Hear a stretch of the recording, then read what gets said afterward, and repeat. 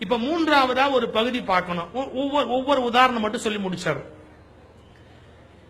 ஒரு பிரச்சனையை ஆண் அணுகுகிற முறை, பெண் அணுகுகிற முறையில வரலாற்றுல சில பேர் நிக்கிறாங்க.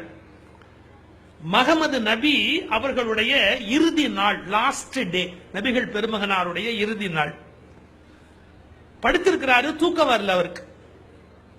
அவர் மனைவியை பார்த்து ஒரு கேள்வி கேட்கிறாரு, நம்முடைய வழக்கம் என்ன என்று உமக்கு தெரியும். தினந்தோறும் சம்பாதிப்பதை இரவுக்குள்ளாக தானம் செய்துவிட்டு வெறுங்கையோடு தூங்குவது நம்முடைய வழக்கம். நபிகளுடைய பெருமையில இது ஒரு ஆச்சரியமான குணம். பட்னத்தார்லாம் ஒரே நாள்ல சம்பாதிச்சதை அப்படியே தூக்கி போட்டு சாமியாரா போயிட்டார். ஒரு வார்த்தை சொல்லட்டுமா? ஒரே நாள்ல எல்லாத்தையும் தூக்கி போட்டுட்டு துறவியாவது ஈஸி. தினம் சம்பாதிச்சு தினம் அதை விட்டுட்டு தினம் துறவியா படுக்க போறது கஷ்டம். காலையில எல்லாம் சம்பாதிச்சுட்டு ராத்திரி எல்லாத்தையும் கொடுத்துட்டு படுக்க போறது கஷ்டம். நபிகள் அப்படி வாழ்ந்தார். தினம் சம்பாதிப்பாரு, ராத்திரிக்குள்ள எல்லாத்தையும் தானம் பண்ணுவாரு, ராத்திரி வேங்கையோட படுத்துருவார். மனைவியை கேட்கிறார், நமக்கு இது வழக்கம்னு உமக்கு தெரியும் இல்லையா? நீர் நமக்கு ஏதாவது பணம் தேவை என்று எடுத்து வைத்தீரான்னு கேட்டார் மனைவிய நபிகள்.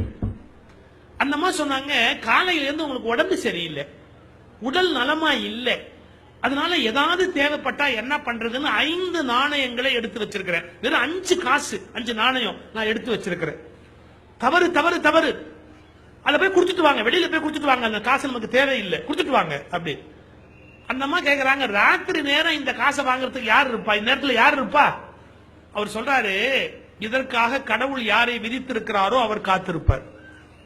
யாரோ ஒருத்தனுக்கு இந்த 5 நாணயம் எழுதி இருக்கும், அவன் வாசல்ல நிப்பாம பாருங்க.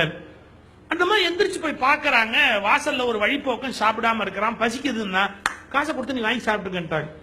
வந்து ஆச்சரியமா நபிகள்கிட்ட சொல்றாங்க, முகமது நபிட்ட, அண்ணல்கிட்ட. அவங்க மனைவி சொன்னாங்க, என்ன ஆச்சரியம், இந்த நள்ளிரவில் இதை பெற்றுக் கொள்வதற்கு 5 பேர் காத்திருந்தார்கள் அப்படின்னு சொல்றாங்க. அப்ப நபி சொல்றாரு, நீர் இறைவனை புரிந்து கொண்டீரா? இந்த நள்ளிரவில் இதை பெற்றுக் கொள்வதற்கு 5 பேரை நியமித்தது போல நமக்கு ஒரு தேவை வந்தால் நமக்கு தருவதற்கும் ஒருவரை கடவுள் நியமித்திருக்கிறார் என்று புரிந்து கொள்ளும். எனவே பூரணமாக கடவுளை நம்புகிற போது நாம் இவ்வளவு ஜாக்கிரதையாக இருக்க வேண்டிய அவசியம் இல்லை அப்படின்னு நபிகளுடைய மனைவி பணம் இருந்தாதான் பாதுகாப்பு நினைக்கிறாங்க.